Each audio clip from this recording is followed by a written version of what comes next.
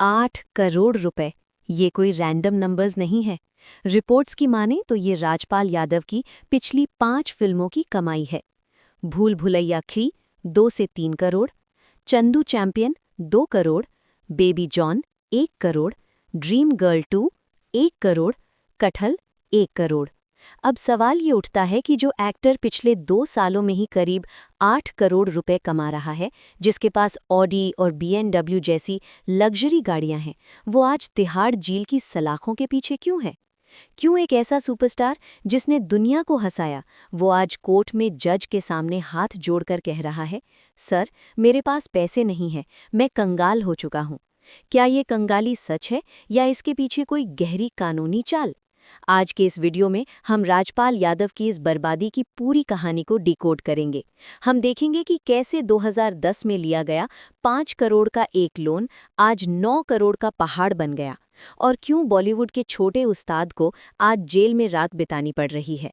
क्या वाकई इंडस्ट्री ने उन्हें अकेला छोड़ दिया है? चलिए जानते हैं असली सच। साल 2003 से 2010 बॉलीवुड का ये वो दौर था जब एक छोटे कद का इंसान बड़े बड़े सुपरस्टार्स पर भारी पड़ रहा था। सोचिए, सिर्फ 7 साल और 70 से ज़्यादा फिल्में, हर साल एवरेज 10 फिल्में। प्रियदर्शन हो या डेविड धवन, हर डायरेक्टर की पहली पसंद राजपाल यादव ही थे। वो सिर्फ एक कॉमेडियन नहीं थे, वो बॉक्स ऑफिस की गारंटी बन चुके थे। इस 7 साल के गैप में उन्होंने हंगामा, मुझसे शादी करोगी, वक्त, फिर हेरा फेरी और भूल भुलैया जैसी कल्ट क्लासिक्स दी। उनका स्टार पावर इतना बढ़ गया था कि उन्हें सिर्फ रोल्स मिल नहीं रहे थे, बल्कि रोल्स उनके लिए लिखे जा रहे थे। लेकिन कहते हैं ना, जब सब कुछ टॉप पर हो तो इंसान अक्सर थोड़ा ज्यादा एम्बिशियस हो जाता है। राजपाल सर के साथ भी वही हुआ। 2010 में राजपाल यादव ने एक बड़ा रिस्क लेने का फैसला किया। उन्होंने सोचा, एक्टिंग तो बहुत कर ली, अब अपना खुद का एम्पायर खड़ा करेंगे। उन्होंने अपना ड्रीम प्रोजेक्ट शुरू किया, अता पता लापता। वो इस फिल्म के डायरेक्टर भी थे, प्रोड्यूसर भी और लीड एक्टर भी। लेकिन प्रॉब्लम ये थी कि फिल्म बनाने के लिए बजट चाहिए था, जो उनके पास कम पड़ रहा था। इस फिल्म को फिनिश करने के लिए उन्होंने दिल्ली की एक कंपनी मुरली प्रोजेक्ट से 5 करोड़ रुपए का लोन लिया। उन्हें लगा था कि उनका नाम और स्टारडम फिल्म को सुपरहिट बना देगा और वो लोन का पैसा इंटरेस्ट के साथ चुटकियों में लौटा देंगे। लेकिन किस्मत को कुछ और ही मंजूर था। 2012 में जब ये फिल्म रिलीज हुई तो थिएटर खाली थे। क्रिटिक्स ने फिल्म को रिजेक्ट कर दिया और ऑडियंस ने तो जैसे मुंह ही मोड़ लिया। फिल्म बॉक्स ऑफिस पर बुरी तरह फ्लॉप हो गई। 5 करोड़ तो छोड़िए, फिल्म ने अपनी कॉस्ट का 10% भी रिकवर नहीं किया। यहीं से राजपाल यादव की जिंदगी का सबसे काला चैप्टर शुरू होता है। फिल्म डूबी, पैसा गया, लेकिन वो 5 करोड़ का कर्जा, वो खत्म नहीं हुआ। वो बन गया एक ऐसा जहर जो अगले 14 साल तक राजपाल यादव का पीछा नहीं छोड़ने वाला था। कहानी का सबसे बड़ा मोड़ आया अप्रैल 2018 में। करकाडूमा कोर्ट ने राजपाल यादव को 7 चेक बाउंस केसेस में दोषी पाया और 6 महीने की जेल सुना दी। सिर्फ सजा ही नहीं, उन पर 11.2 करोड़ का जुर्माना भी लगा। नतीजतन दिसंबर 2018 में उन्हें पहली बार तिहाड़ जेल भेज दिया गया। राजपाल सर ने जेल में 3 महीने बिताए, दिसंबर 2018 से फेब 2019। लेकिन फिर दिल्ली हाई कोर्ट ने उन्हें एक मौका दिया। उनकी सज़ा पर स्टे लगाया गया और उन्हें इस शर्त पर रिहा किया गया कि वो बाहर जाकर सेटलमेंट करेंगे और पैसे लौटाएंगे। 2020-2023 खामोशी और बड़ी फिल्में। इन 3-4 सालों में दुनिया बदली। कोविड आया, लेकिन राजपाल सर का स्टारडम बरकरार रहा। उन्होंने कूली नंबर 1, हंगामा 2 और भूल भुलैया 2 जैसी बड़ी फिल्में की, करोड़ों कमाए, लेकिन लेंडर्स का कर्जा वहीं खड़ा रहा। कोर्ट बार बार तारीख देती रही और राजपाल सर हर बार अगली बार दे दूंगा का भरोसा देते रहे। साल 2024 तक आते आते दिल्ली हाई कोर्ट का रुख सख्त हो गया। कोर्ट ने साफ कह दिया, या तो पैसा दो या फिर जेल जाने की तैयारी करो। इंटरेस्ट और पेनल्टीज मिलकर अब वो लोन 9 करोड़ का पहाड़ बन चुका था। अक्टूबर 2025 में जब जेल का डर सर पर मंडराने लगा तो राजपाल यादव ने 75 लाख रुपीस के 2 डिमांड ड्राफ्ट्स कोर्ट में जमा किए। उन्हें लगा शायद कोर्ट पिघल जाएगा, लेकिन 9 करोड़ के सामने ये रकम ऊंट के मुंह में जीरा थी। कोर्ट ने इसे डिले टैक्टिक माना और राहत देने से मना कर दिया।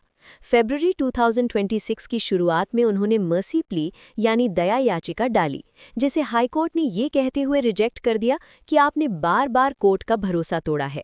आखिरकार 5 फरवरी 2026 को राजपाल यादव ने तिहाड़ जेल में सरेंडर कर दिया।